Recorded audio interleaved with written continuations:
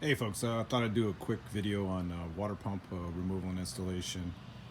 All the ones I see on the internet are hour long, half hour long. This one's going to be short and sweet so you can get to the job. I use a car ramp so I can get up on the engine more.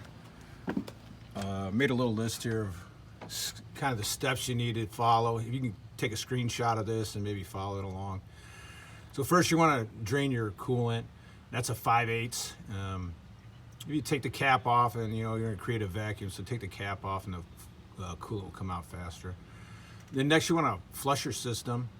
Get some Prestone flushing cleaner and follow the directions on it. Run the heater 15 minutes, full blast with the heater, then drain that and then flush it out with clean water.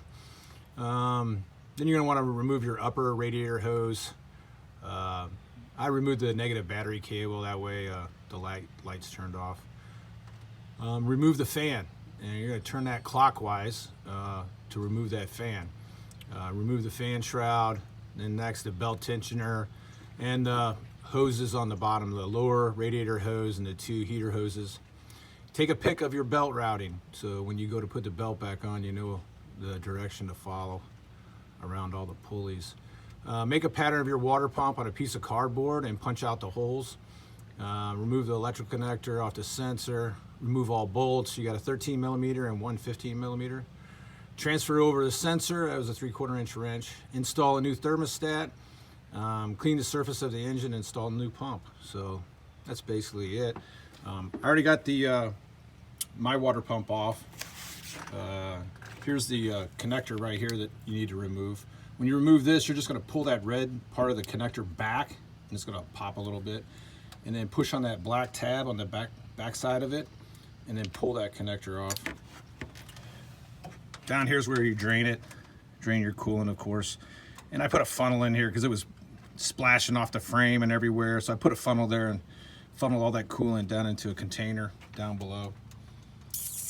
Coming over here, I'll give you some tips on removing that fan. That's probably the most difficult part.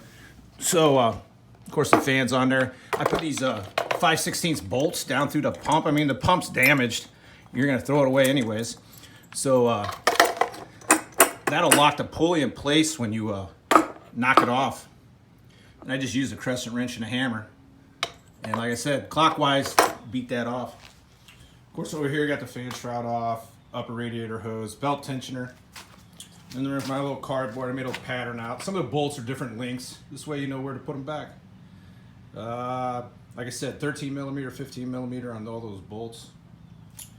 Of course, new thermostat installed. I got to tighten that down. And there's the sensor you're going to transfer over. I put a little thread sealant on that I had for my Harleys. I don't know. I don't think you need it. Anyways, and make sure you put the new gasket on the back side before you install it. Anyways, good luck, guys.